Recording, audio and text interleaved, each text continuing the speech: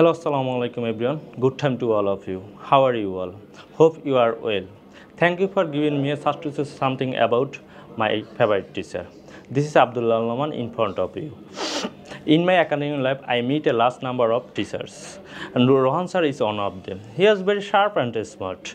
He could he always speaking in English. He used to teach English at my higher education level. He was made interesting person. He so all of students in our class could speak English fluently. That's why he was teaching. He was teaching us was outstanding.